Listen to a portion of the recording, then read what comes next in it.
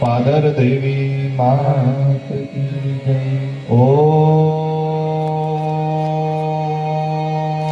નમઃ પાર્વતી પતય. હર હર મહાદેવ.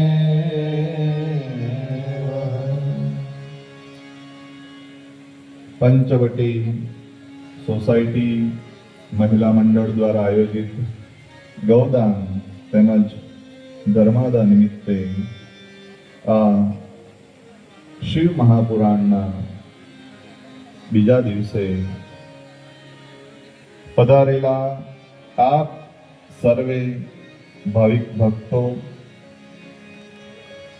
ગુદેવશ્રી, સંગીતકાર મિત્રો, બધાનું હૃદયથી હાર્દિક સ્વાગત છે. આપ સૌના હૃદયમાં બિરાજેલા પરમ કૃપાળુ પરમાત્માને મારા કોટી કોટી વંદન. આપ સૌને મારા ઓમ શાંબ સદા શિવાય નમઃ. આપણી કથામાં આજે જેની સાથે અમારે હૃદયથી નાતો છે, ઘણા વર્ષોથી જેમની સાથે અમે જોડાયેલા છે, એવા વાપી સિનિયર સિટીઝન કાઉન્સિલના પ્રેસિડન્ટ પ્રમુખ દિનેશભાઈ અહીંયા આવ્યા છે. આપણે તાળીઓના ગડગડાટથી અમને સન્માનીએ.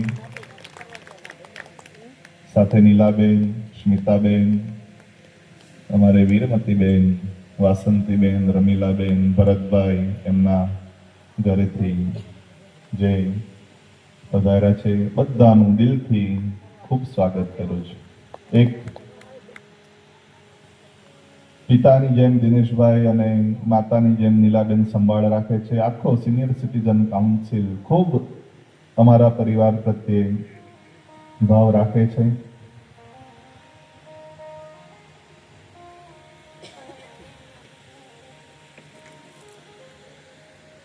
સ્વાગત અત્યારે કરી જ લઈએ. દિનેશભાઈ, તમે આવી જાઓ.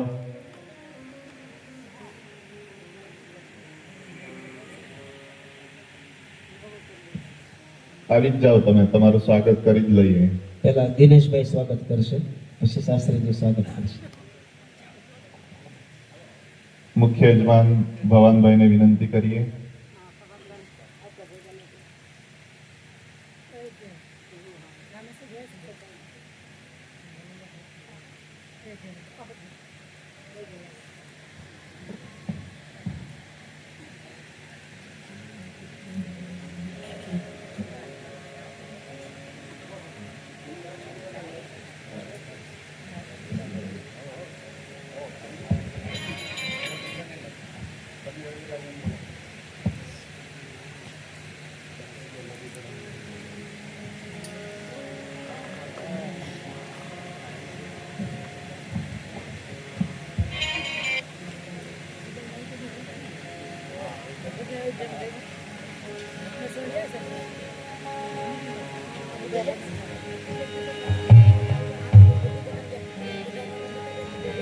તમે આટલે દૂરથી અમારા માટે આવ્યા.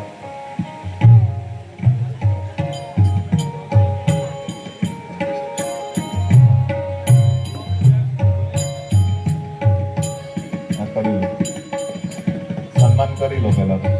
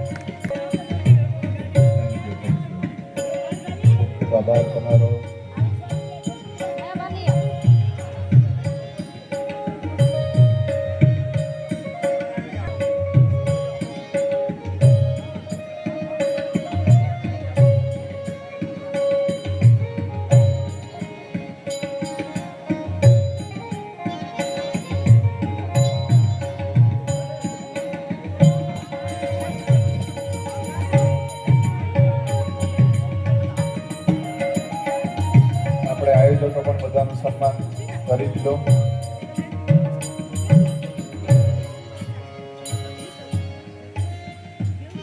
દિનેશભાઈનું શાલ ઉતારીને કરી આપણે તાળીઓના ગડગડાટથી વધાવી લેશો એમને.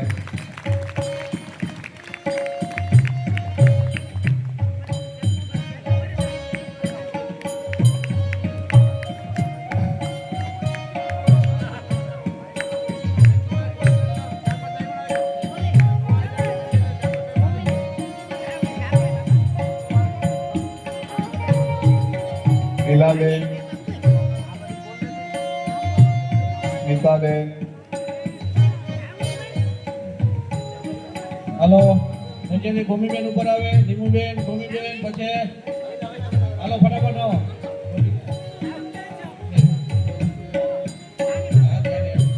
પછી મહારાજ ભરતભાઈ ઉપર આવો.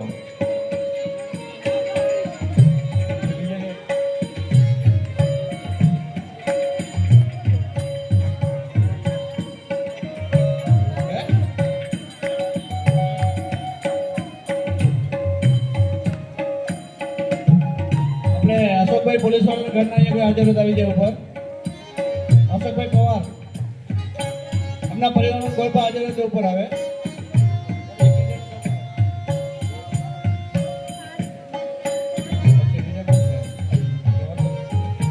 આપણે સ્વામિલ પાસે સ્વામિલ વાળા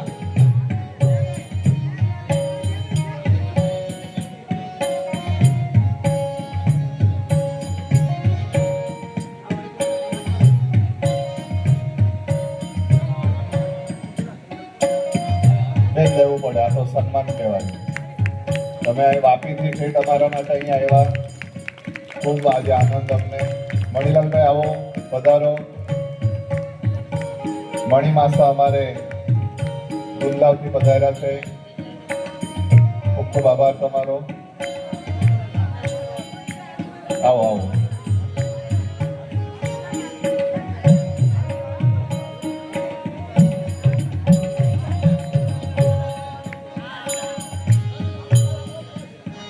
ભરતભાઈ, મંજીભાઈ એક સાલ અહીંયા ભરતભાઈનું સન્માન કરી લેજો.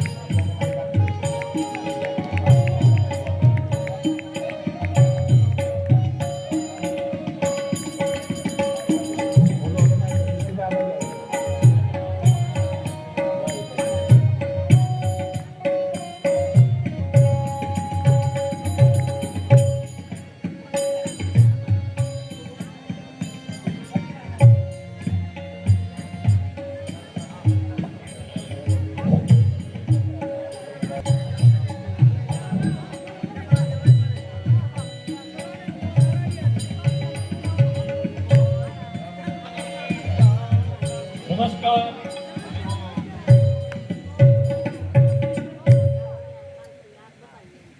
વ્યાસપીઠ પર બેઠેલા પરમ પૂજ્ય કીર્તિભાઈ, મારો પરમ મિત્ર, અને અમે એમ જુઓ તો રામ લક્ષ્મણની જોડી જ છે. રાધા કૃષ્ણ પરિવાર દ્વારા આ બધી કથાનું આયોજન થઈ રહ્યું છે.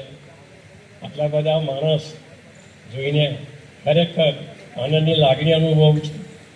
એ પહેલાં આપણે આપણા ગુરુદેવ કીર્તિભાઈ અને આપણા વૃદ્ધો વાજિંત્ર વૃદ્ધોને મારા નમસ્કાર. આપ સૌ ભક્તજનોને મારા અંતરથી નમસ્કાર કે આ કથાને જો દીપાવતો હોય તો તમે લોકો છો. કીર્તિભાઈ અમે તો ખાલી બોલવાવાળા. આજે સનાતન ધર્મ સાચવો છે તો આવું કથા સત્સંગ એના દ્વારા જ આપણે આગળ આવી શકશું. અને કીર્તિભાઈ જેટલા સરસ વક્તા છે કે તમને ક્યાંથી ક્યાં લઈ ગયા ખબર જ નહીં પડે. એવું આયોજન કર્યું છે. એ આયોજન હંમેશા થતું રહે એવી અંતરની ઈચ્છા. બાકી આ કળિયુગ છે, કળિયુગમાં મા બેન કે ભાઈ કોઈ સંબંધી છે નહીં. સાથે આવશે તો આપણા કર્મો જ આવવાના છે. બહેનો તો ઘણી બધી દેખાય, પણ થોડાક ભાઈઓ ઓછા છે, તો આપણે એમને બી રિક્વેસ્ટ કરીએ કે આમાં થોડો ઓતપ્રોત થાય.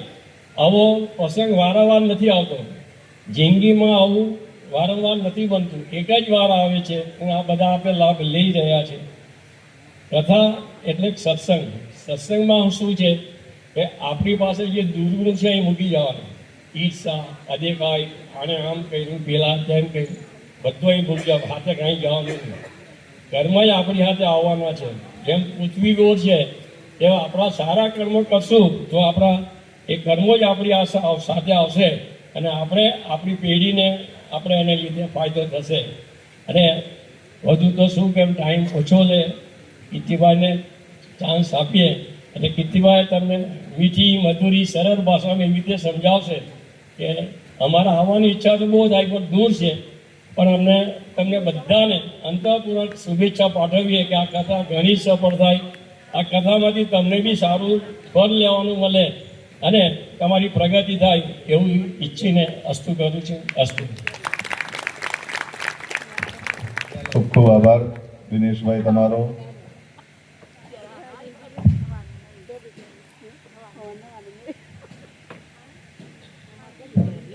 એમના ભાઈની બી કથા છે તો તમને ખબર જ છે, દર વર્ષે અમે આવું કથાનું આયોજન કરીએ. રાધાકૃષ્ણ પરિવાર એક એવો પરિવાર છે કે કોઈ નફો કે કોઈ નુકસાન એ ધોરણે કરતા નથી. સમાજમાં જાગૃતિ આવે, સમાજ આગળ આવે, આપણા બધાનું ભલું થાય એટલા માટે આવી બધી કથાનું આપણે આયોજન કરીએ છીએ. અને જેમણે આયોજન કર્યું છે, આયોજકને જેટલું પુણ્ય મળવાનું છે એનો કોઈ હિસાબ જ નહીં, બધું પુણ્ય. તેમાં તમે લેડીઝ લોકો આવું આયોજન કર્યું, વાહ ભાઈ વાહ. પેપરમાં આવવું જોઈએ, છપાવશું ને. હવે અમારી બી એક કથા છે અત્યારે, રામકથા, જાન્યુઆરી 3 થી 13 સુધી રામેશ્વરમાં છે. જો બની શકે તો બધાને આવવાનું આમંત્રણ છે. રહેવાની વ્યવસ્થા અમે કરશું, ખાવાની વ્યવસ્થા કરશું, બાકી બધું તમારા પર. અસ્તુ. વાહ, ખૂબ સારું દિનેશભાઈ, ખૂબ ખૂબ આભાર તમારો. તમે 2 શબ્દ કીધા.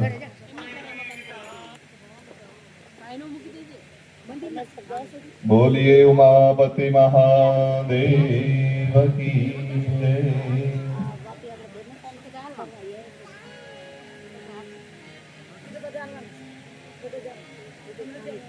મણિમાસા પણ અહીંયા પધારેલા છે. મારા પિતાશ્રી સાથે એ મણિલાલભાઈ ઘણી કથાઓ કરી છે. એમનું શબ્દ દ્વારા અહીંથી સ્વાગત કરું છું, સન્માન કરું છું. મણિમાસા તમે આવ્યા, ખૂબ ખૂબ આભાર.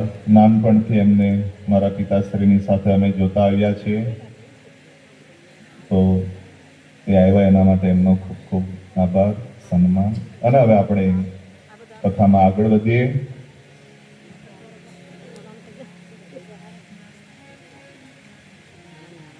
ભગવાન શિવ એ જ કલ્યાણ છે અને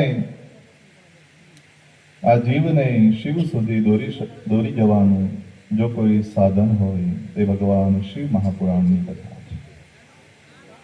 ગઈકાલે આપણે ભગવાનની કથાનું મહાત્મયનું દર્શન કર્યું. જે દેવરાજ નામનો બ્રાહ્મણ હોય છે એની કથા છે. શિવ મહાપુરાણ 24,000 શ્લોકોથી બનેલું છે. એની અંદર 7 સંહિતાઓ છે, પણ પ્રથમ મહાત્મય આવે છે, 7 અધ્યાયનું મહાત્મય છે. અને એમાં મહાત્મયની બીજી કથા જે બિંદુક અને ચંચુલાની છે એનું દર્શન આપણે કરવાનું છે, એ કથાનું શ્રવણ કરવાનું છે. આજે ભગવાન શિવને લગતી ઘણી કથાઓ આપણે શ્રવણ કરવાની છે.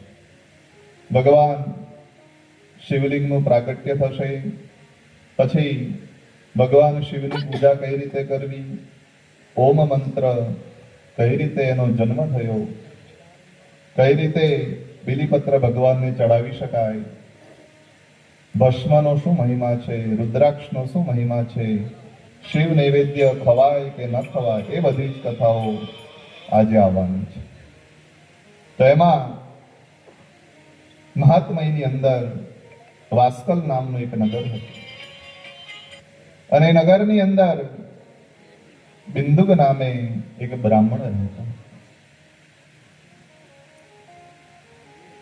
એ નગરની અંદર કોઈ મંદિર ન હતું એટલે બધા કુટિલતાપૂર્વક આળસાઈપૂર્વક જીવન જીવતા. ગામની અંદર, નગરની અંદર, સોસાયટીની અંદર મંદિર હોવું ખૂબ જરૂરી છે. અને ઘણા વડીલો તો એમ કહે કે જે ગામમાં મંદિર ન હોય ને એ ગામમાં દીકરી પણ ન દેવાય.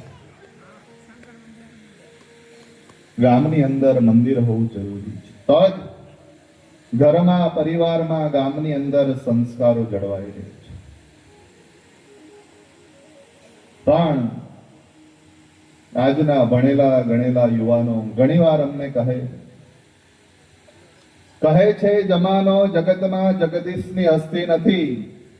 કહે છે જમાનો જગતમાં જગદીશની હસ્તી નથી, પણ જગતમાં જગદીશની હસ્તી નથી એ વાત હૈયે વસતી નથી. કારણ કે તમે માનો કે ન માનો, તમને મુબારક, એમાં અમારી કોઈ જબરજસ્તી નથી. ભગવાન શિવ, બ્રહ્મા, વિષ્ણુ, હનુમાન, રામ, કૃષ્ણ, એના જીવન ચરિત્ર જોઈને જ આપણા પરિવારની અંદર સંસ્કારો આવે છે.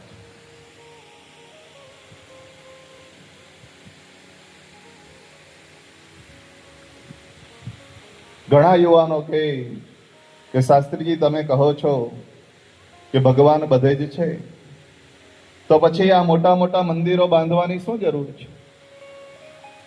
અને એ સમયે અમારા મોરારી બાપુને કોઈ આવું પૂછ્યું ત્યારે મોરારી બાપુએ જે જવાબ આપ્યો,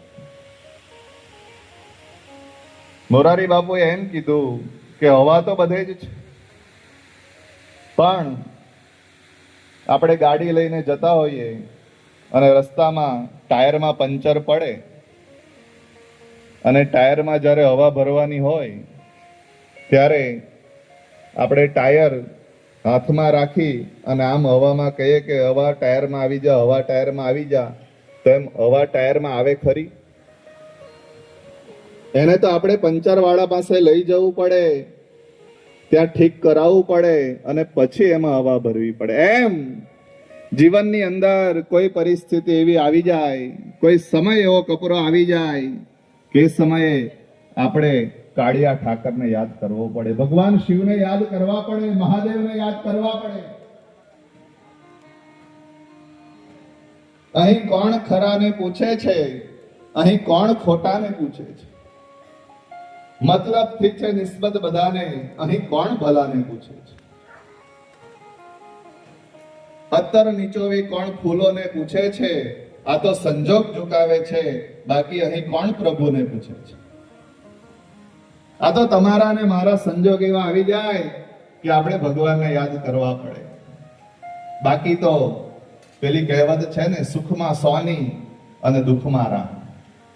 સુખ આવે ત્યારે સોની યાદ આવે, 2-5 તોલા કરાવી લે, અને જ્યારે દુઃખ આવે ત્યારે ભગવાનની યાદ આવે. એટલે ગામની અંદર મંદિર હોવા જ જોઈએ. જો સંસ્કારો પરિવારમાં સાચવવા હોય. પણ આ વાસ્કલ નામના નગરમાં કોઈ મંદિર ન હતું. ગામના લોકો આળસુ, કુટિલતાપૂર્વક જીવન જીવે, અને ગામની અંદર એક બિંદુક નામનો બ્રાહ્મણ રહેતો. જન્મે બ્રાહ્મણ હતો, પણ એના કર્મ બ્રાહ્મણ જેવા ન હતા. વ્યભિચાર કરે, ચોરી કરે, પરેશાન કરે. બાકી શાસ્ત્રની અંદર કીધું છે કે જેને ભગવાને બ્રાહ્મણ તરીકે જન્મ આપ્યો હોય એ બ્રાહ્મણના 6 કામ છે. 6 કર્મ બ્રાહ્મણને શાસ્ત્રએ સૂચવ્યા છે. કયા 6 કર્મ? તો કીધું છે વિદ્યા ભણવી અને વિદ્યા ભણાવવી. જે બ્રાહ્મણનો દીકરો હોય એને વિદ્યા ભણવી જોઈએ અને પોતે વિદ્યા તો ભણવી પણ બીજાને વિદ્યા ભણાવવી પણ જોઈએ. ત્યારબાદ બીજા 2 કર્મ છે યજ્ઞ કરવા અને યજ્ઞ કરાવવા. બીજાની ઘરે તો બ્રાહ્મણ યજ્ઞ કરવા જાય પણ પોતે પણ જ્યારે વાર તહેવાર સમય આવે ત્યારે ભગવાનના યજ્ઞ પોતાની ઘરે પણ કરાવે છે. અને દાન દેવું અને દાન લેવું. બ્રાહ્મણે દાન લેવું એવું જ જરૂરી નથી, વાર તહેવાર એને પણ દાન દેવું. આવા 6 કર્મ શાસ્ત્રની અંદર બ્રાહ્મણને કીધા છે.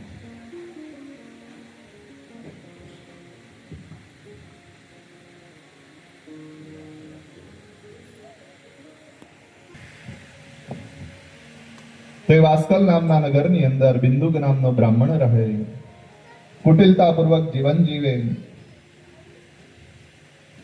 શિવ પુરાણની અંદર તો ઘણો ઉલ્લેખ છે જે આપણે વર્ણવી પણ ન શકીએ એવા કર્મ આ બ્રાહ્મણ કરતો હતો.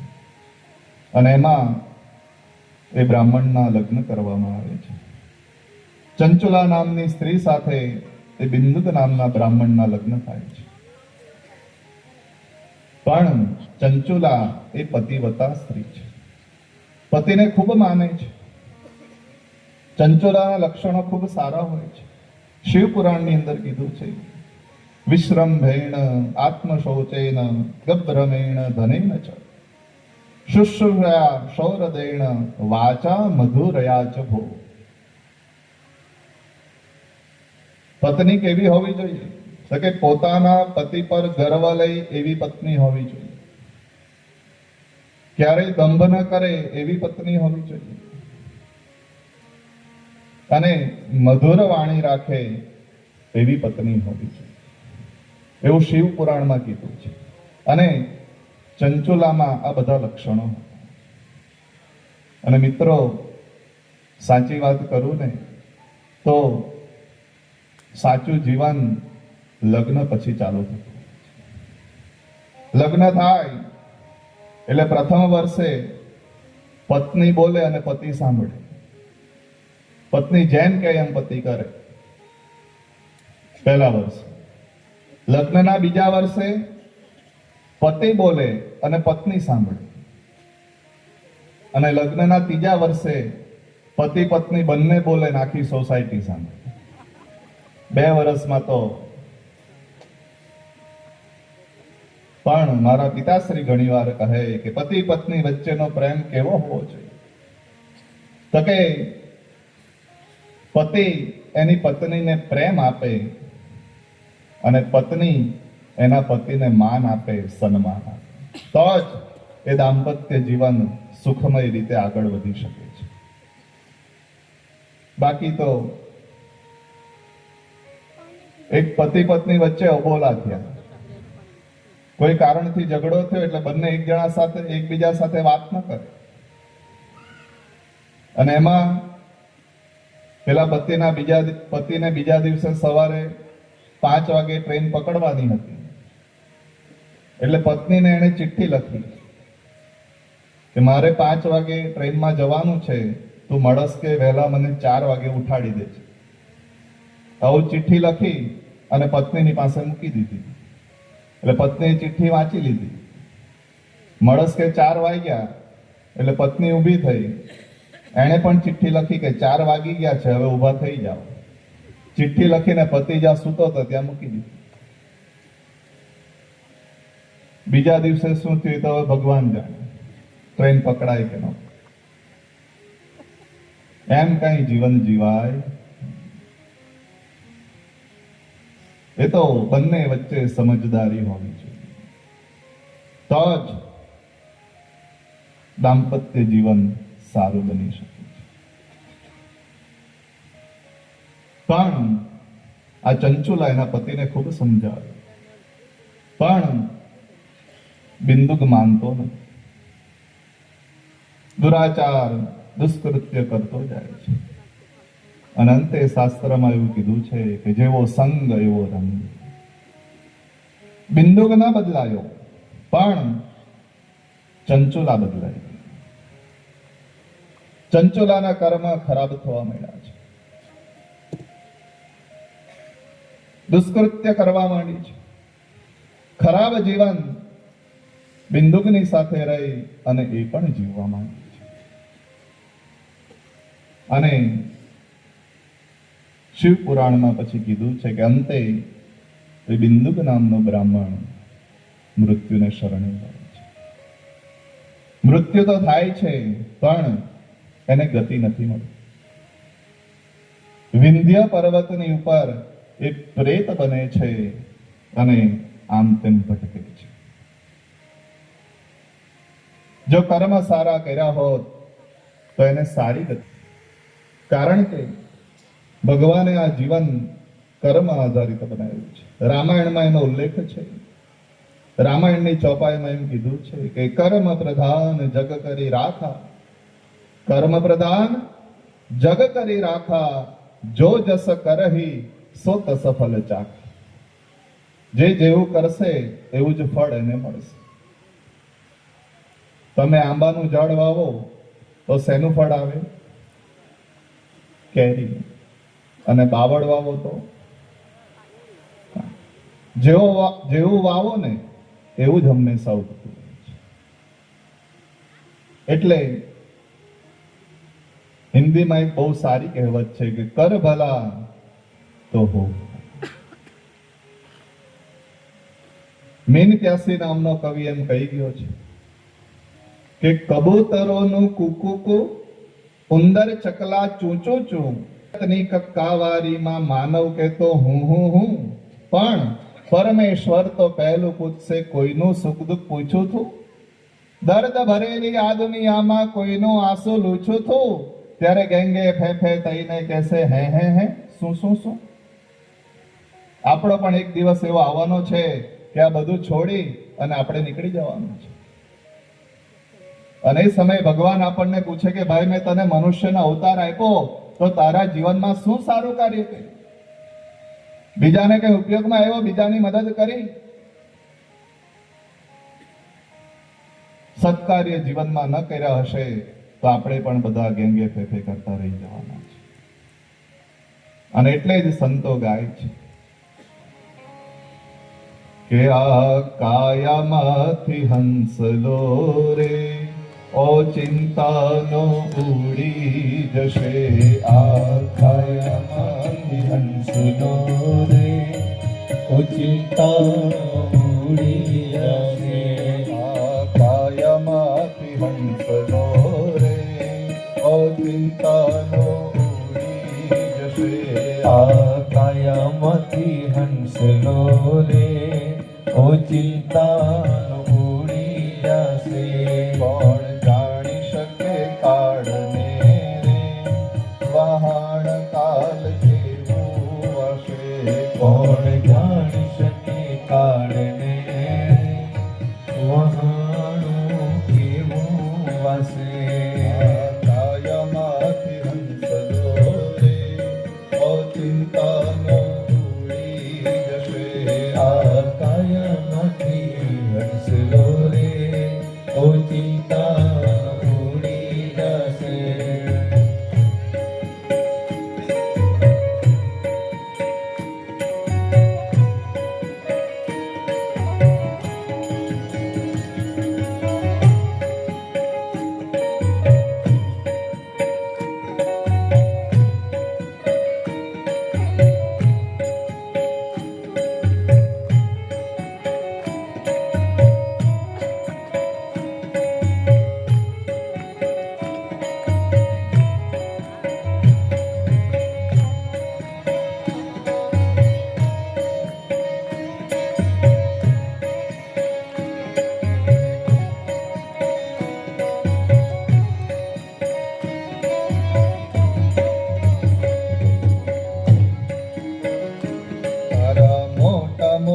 બંગલા રે, મોટર ને વાડી ગાડી. ચરણે વાળી ગાડી તારી માયા મૂડી મેલીને ખાલી હાથે જાવું પડશે. આ માયા મૂડી મેલીને ખાલી હાથ જાવું પડશે. આ કાયામાંથી હંસલો રે અચિંતાનો ઉડી જશે. આ કાયામાંથી હંસલો રે ઓચિંતા ઉડી જશે.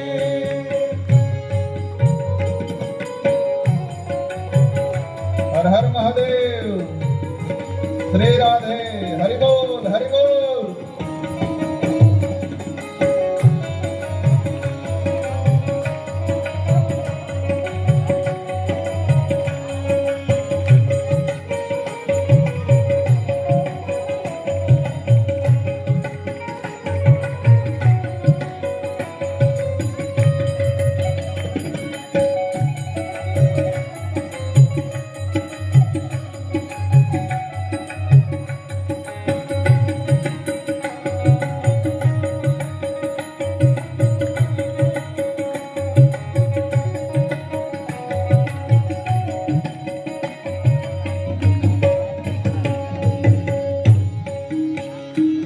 હરો દેહરો પાડો રે નહીં રાખે ઘરમાં ઘડી. તારો દેહ રૂપાળો રે નહીં રાખે ઘરમાં ઘડી. આ તો પંખીડાનો માળો રે પલકમાં વિખાઈ જશે.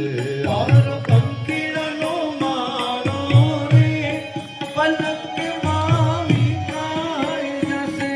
આ કાયામાંથી હંસલો રે અચિંતાનો ઉડી જશે. આ કાયામાંથી હંસલો રે ઓચિંતાનો ઉડી જશે.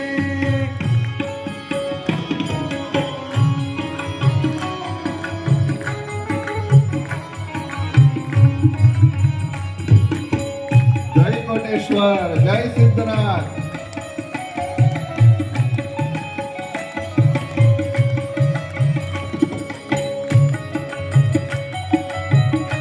જય રામેશ્વર.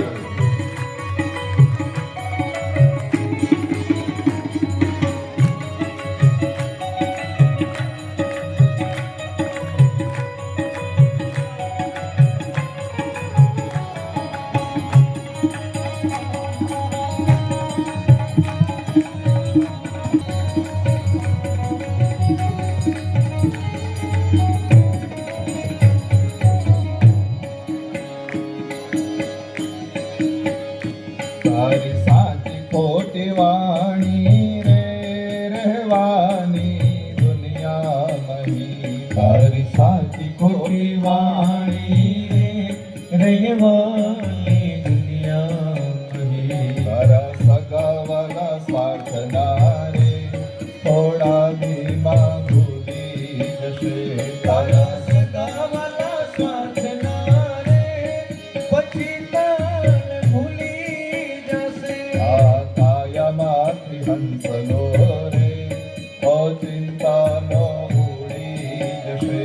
આ કાયામાંથી હંસલો રે ઓચિંતા ઉડી જશે.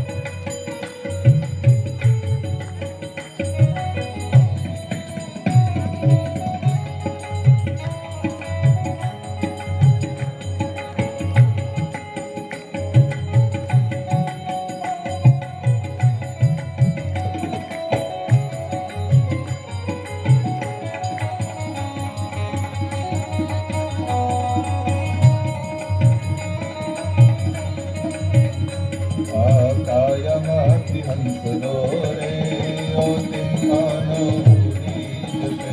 આ કાયામાંથી હંસલો રે ઓ ચિંતાનો ભૂલી જશે.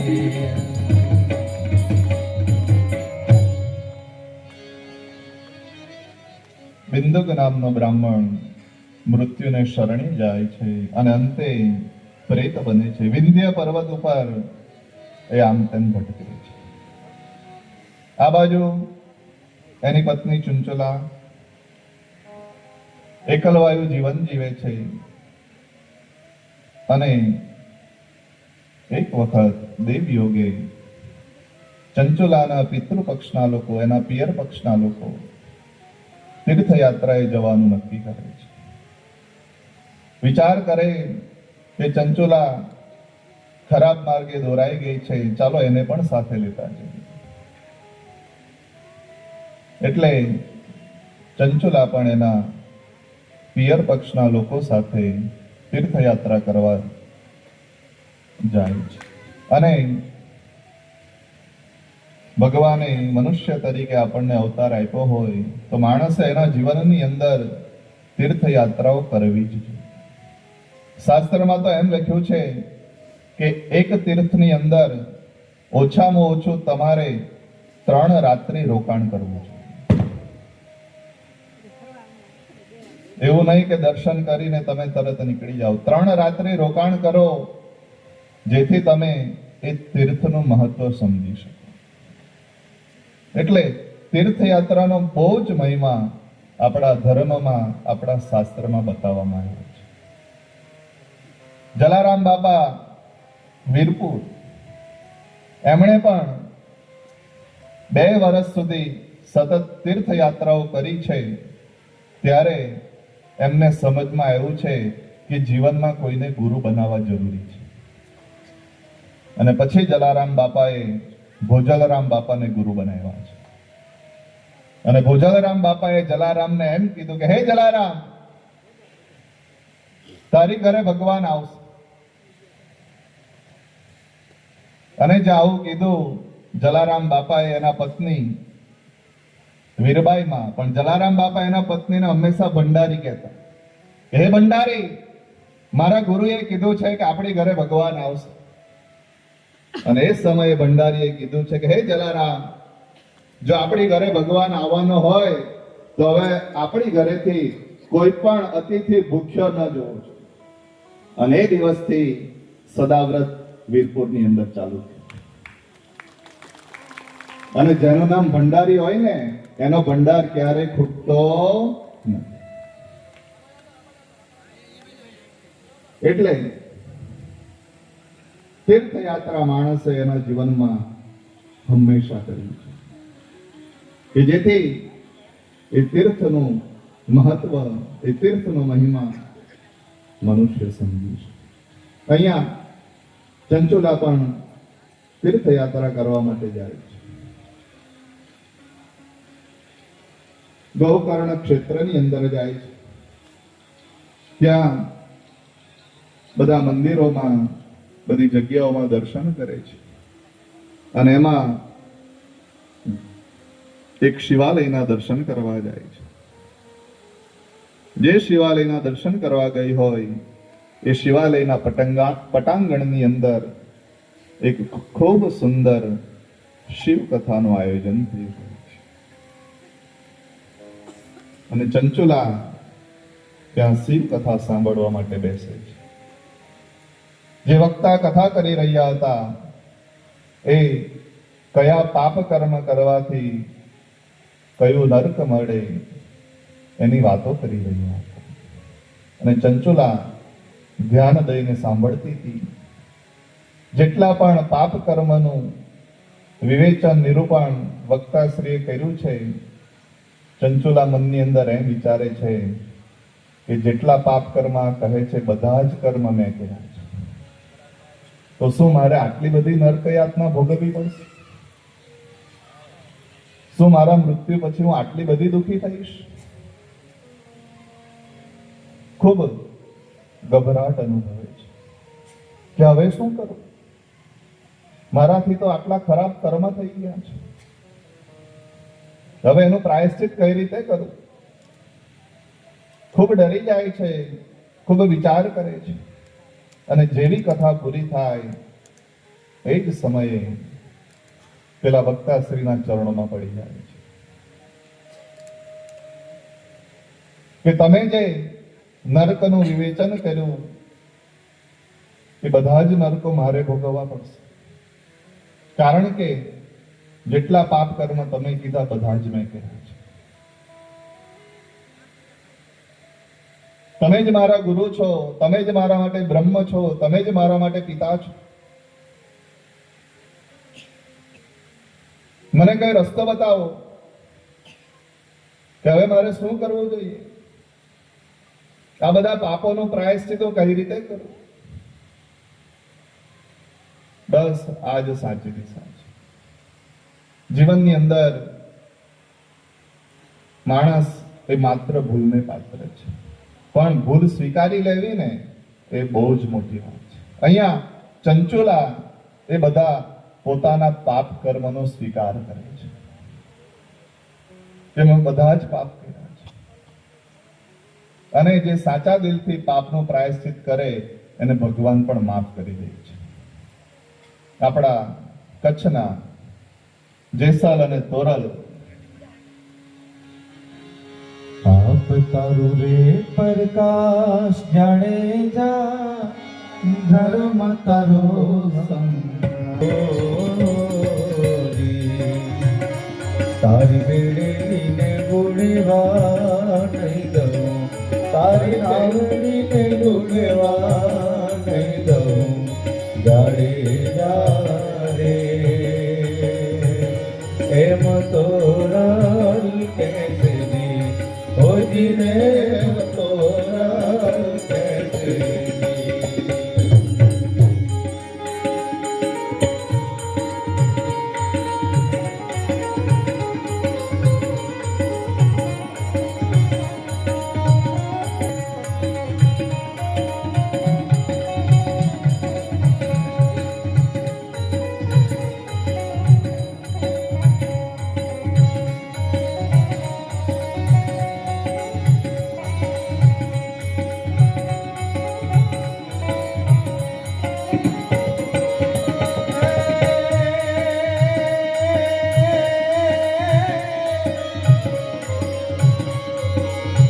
તોડી સરોવર પાડે સતી નારી, તોડી સરોવર પાડે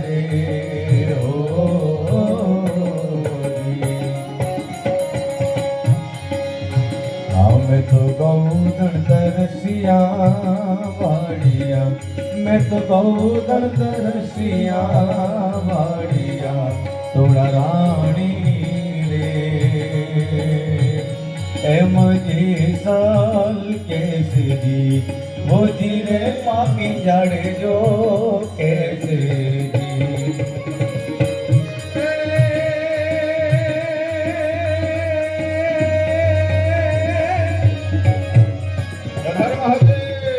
लूटी कुवारी जान सती नारी, लूटी कुवारी जान रे ओ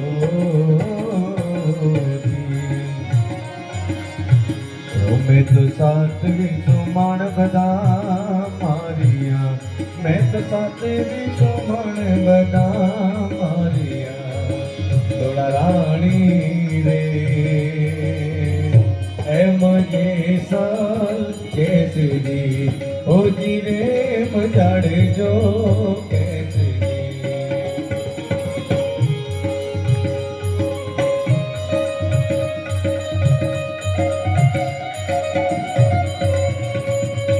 अरे अरे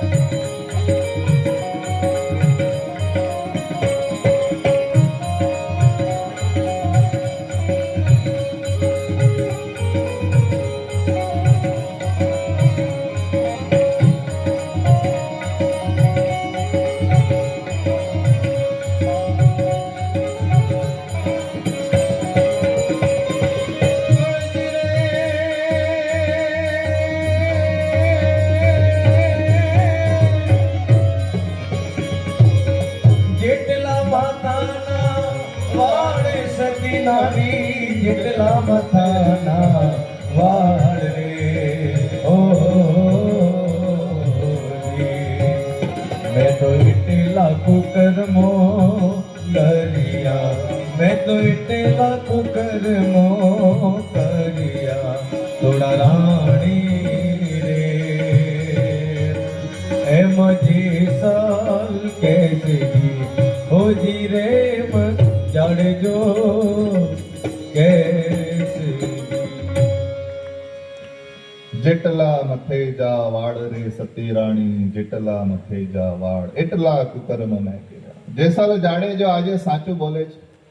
નાવડી મધદરીએ છે, તોરલ એને કહે કે તારા જેટલા પણ કર્મ છે, ખરાબ કર્મ છે, બોલી જા તો જ આપણો વાણ પાર લાગશે. અને એ સમયે જેસલ જાડેજો કહે કે હે તોરલ, જેટલા માથાના વાળ છે એટલા કુકર્મ તમે કર્યા છે, કયા કયા તને ગણાવો. પણ જ્યારે પાપનું પ્રાયશ્ચિત કરવાનું આવે, સાચા દિલથી પાપનો સ્વીકાર કરવાનો આવે, ત્યારે ભગવાન કૃપા કરે છે. પણ કલિયુગનો પ્રભાવ એવો છે કે આપણે આપણા પાપ કર્મ પણ સ્વીકારી શકતા નથી. અને એટલે જ કીધું છે કે લોગ ગલતી पे जो ही गलती करते हैं, लोग गलती पे जो ही गलती करते हैं, धूल चेहरे पे है और आईने साफ करते हैं. ધૂળ આપણા ચહેરા પર હોય પણ જીવન શેમાં પસાર કરીએ આપણે? અરીસો સાફ કરવાનો. એક કવિએ બહુ સારું કીધું કે અરીસો સાફ કર્યો તો હું દેખાયો, અરીસો સાફ કર્યો તો હું દેખાયો, પણ હે પ્રભુ જ્યારે મેં હુંને સાફ કર્યો ને ત્યારે તું દેખાયો.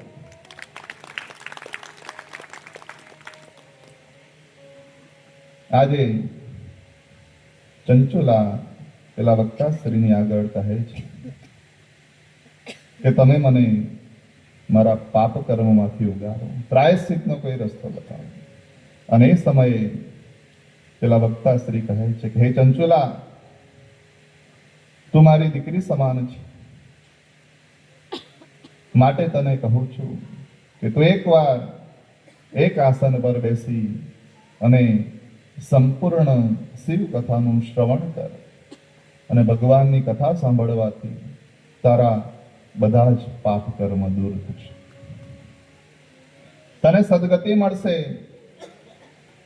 અને જ્યાં આવું કીધું એ સમયે ચંચુલા એ જ કથાની અંદર એક આસન પર બેસી અને સંપૂર્ણ ભગવાનની શિવ કથા શ્રવણ કરે છે, સાંભળે છે. અને અંતે એ ચંચુલા મૃત્યુને શરણે જાય છે. પણ ભગવાનની કથા સાંભળી હતી એટલે ચંચુલાને શિવલોક પ્રાપ્ત થયું છે. ચંચુલા શિવલોકની અંદર જાય, ભગવાન શિવનું દિવ્ય દર્શન કરે, ભગવાન શિવને પ્રણામ કરે, નમસ્કાર કરે. બાજુમાં જ પાર્વતી હોય, માતાજી, માતાજીને વંદન કરે, નમસ્કાર કરે, માતાજીની સ્તુતિ કરે. માયા કુંડલની ક્રિયા મધુમતી કાલી કલા માલિની, માતંગે વિજયા જયા ભગવતી દેવી શિવા શંભવે, શક્તિ શંકર વલ્લભો સ્ત્રીનયન વાગવાહિની ભૈરવે, ઓમકારે ત્રિપુરા સુરા પરમહી માતા કુમારેશ્વરી. દિલથી માતાજીની આવી સ્તુતિ કરે છે. અને એ સમયે માતાજી એની પર ખૂબ પ્રસન્ન થાય છે. માતાજી ચંચુલાને પોતાની પ્રિય સખી બનાવે છે. માતાજીની માનીતી સખી આ ચંચુલા બને છે. અને એ સમયે ચંચુલા કહે છે કે હે માતાજી, તમે મને ખૂબ માન સન્માન આપ્યું છે, મને તમારી પ્રિય સખી બનાવી છે, પણ એક સંશય મનની અંદર છે કે મારા પતિની કઈ દશા છે, મારો પતિ અત્યારે કઈ જગ્યાએ હશે, એ શું કરી રહ્યો છે.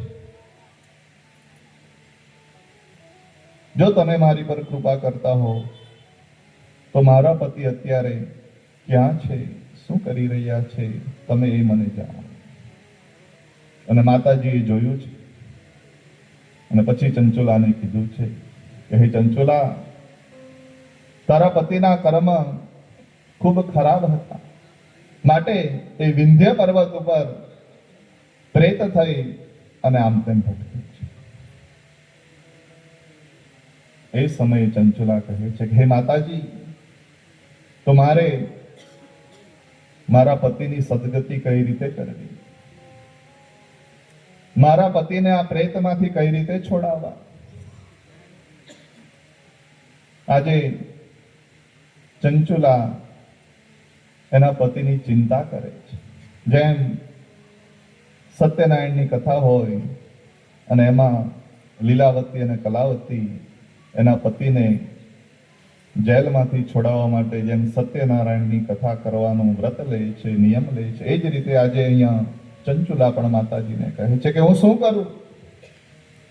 અને એ સમયે માતાજી કહે છે કે પ્રેતને આપણે ભગવાન શિવની કથા સંભળાવવી પડશે કે જેથી એને પણ સદગતિ મળે. અને માતાજી એ સમયે તુંબરો નામના ગંધર્વને બોલાવે છે. ગંધર્વને બોલાવીને કહે છે કે હે તુંબરો, તમે વિંધ્ય પર્વત ઉપર જાઓ, ત્યાં દિવ્ય ભગવાન શિવની કથાનું આયોજન કરો અને ત્યાં બિંદુક નામનો બ્રાહ્મણ પ્રેત સ્વરૂપે છે, એને તમે ભગવાનની કથા સંભળાવો. અને એ સમયે જે તુંબરુ નામનો ગંધર્વ હોય છે તે પોતાની જાત ઉપર ખૂબ ગૌરવ લે છે કે સારું થયું ભગવાને મને એનો ગંધર્વ બનાવ્યો કે આજે મને માતાજીએ ભગવાનની કથા કરવા માટે કીધું છે. તુંબરુ નામનો ગંધર્વ બધા શિવ ગુણોને લઈ વિંધ્ય પર્વત ઉપર જાય છે. ત્યાં સુંદર ભગવાનની કથાનું આયોજન કરે છે. પણ પેલો પ્રેત હોય એ આમ તેમ ભટકતો હોય છે, એટલે હાથમાં આવતો નથી. અને પછી કાલે શાસ્ત્રીજીએ કીધું એમ એને એક પાસથી બાંધવામાં આવે છે. પાસથી બાંધી એટલે કે દોરીથી બાંધી અને બિંદુકને જ્યાં ભગવાન શિવની કથા ચાલતી હોય એ જગ્યાઓ બેસાડવામાં આવે છે. અને આખા શિવ પુરાણની કથા એ પેલો બિંદુક નામનો બ્રાહ્મણ સાંભળે છે અને અંતે એની સદગતિ થાય છે. બિંદુક નામનો બ્રાહ્મણ પ્રેત યોનિમાંથી છૂટી જાય છે, એને શિવલોકની પ્રાપ્તિ થાય છે અને ચંચુલા ખૂબ રાજી થાય છે, ભગવાનનો ખૂબ આભાર માને છે. ત્યારબાદ મહાત્મયની અંદર છેલ્લા 2 અધ્યાયમાં શ્રોતાના અને વક્તાના નિયમો બતાવવામાં આવ્યા છે. એ ભગવાનની કથાનું આયોજન કેવી રીતે કરવું, શ્રોતાઓએ શું કરવું, વક્તાએ શું કરવું, જે મુખ્ય યજમાન હોય એણે શું કરવું. છેલ્લા 2 અધ્યાયની અંદર ભગવાનની કથાનું મહાત્મ્ય છે, શ્રોતા અને વક્તાના નિયમો છે. સૌ પ્રથમ તો જે પણ કથાકાર હોય એમની ઘરે જઈ સુંદર કથાનું મુહૂર્ત લેવું, ત્યારબાદ સુંદર મંડપની રચના કરવી, એમાં સુંદર વ્યાસપીઠ બનાવવી, ત્યારબાદ જે ભગવાનની કથાનો શ્રોતા છે, જે ભગવાનની કથા સાંભળે છે, એમણે એક આસન પર બેસી અને ભગવાનની કથા સાંભળી. પહેલે દિવસે જ્યાં બેસવાની જગ્યા મળી હોય ત્યાં જ 7 દિવસ બેસવું એવું લખ્યું છે. પછી ઘણા વિચાર કરે કે અમે કાલે પાછળ બેઠા હતા, આજે આગળ જગ્યા મળી છે તો આગળ બેસે તો વાંધો નહીં. એમાં કોઈ વાંધો નથી. ઘરેથી એક આસન લઈ આવવાનું, આસન લઈને બેસવાનું, એટલે એક આસન પર એ કથા સંભળાઈ ગઈ એમ કહેવાય. માટે આસનનો મહિમા છે. ભલે આગળ જગ્યા મળે, પાછળ જગ્યા મળે, ખુરશી પર જગ્યા મળે, સોફા પર જગ્યા મળે, જ્યાં જગ્યા મળે ત્યાં પોતાનું આસન લઈને બેસો તો એનું ખૂબ મહત્વ શિવ પુરાણમાં કીધું છે. ત્યારબાદ જે મુખ્ય યજમાન હોય એના નિયમો છે. જે કથાનો મુખ્ય યજમાન બને એને ભગવાનની કથાનું સંપૂર્ણ ફળ મળે છે. જે કથાનો મુખ્ય યજમાન હોય એને ક્યારેય ક્રોધ ન કરાય, એને લોભ ન કરાય, એને કોઈની નિંદા ન કરાય, એને કોઈની ઈર્ષા ન કરાય, એને ખોટું ન બોલે. ત્યારબાદ શ્રોતાના અમુક નિયમો છે કે જે ભગવાનની કથાનો શ્રોતા છે એમણે વાસી ભોજન ન કરવું. બની શકે તો જમીન ઉપર પથારી કરીને સૂવું. જમીન ઉપર પથારી કરીને સુવાના ઘણા ફાયદા છે. જમીન ઉપર પથારી કરીને સુવાથી શરીરમાં, મનમાં જે પણ નકારાત્મક પ્રવૃત્તિઓ છે એ બધી દૂર થાય છે.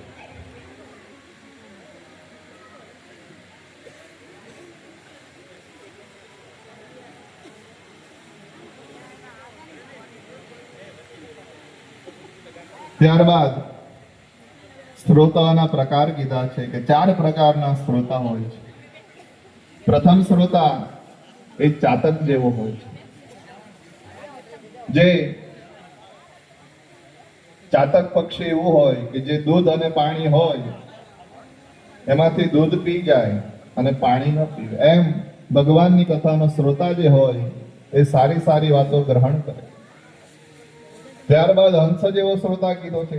હંસ જેવો શ્રોતા એને કહેવાય. હંસ જે છે એ સ્વાતિ નક્ષત્રનું પાણી જ પીવે છે. એમ હંસ જેવો જે શ્રોતા હોય એ જીવનની અસરકારક વાતો હોય એ જીવનની અંદર તરત જ ગ્રહણ કરી લે છે. ત્યારબાદ માછલી જેવો શ્રોતા હોય છે, જે એક ચિતે ભગવાનની કથાનું શ્રવણ કરે છે. અને ત્યારબાદ પોપટ જેવો શ્રોતા કીધો છે, જે ભગવાનની કથા સાંભળે પણ ખરો અને ભગવાનની કથા મનમાં વિચારે પણ ખરો અને ધીમે ધીમે ભગવાનનું સંકીર્તન, ભગવાનનું ભજન બોલવાનો પ્રયત્ન પણ કરે. એને પોપટ જેવો શ્રોતા કીધો.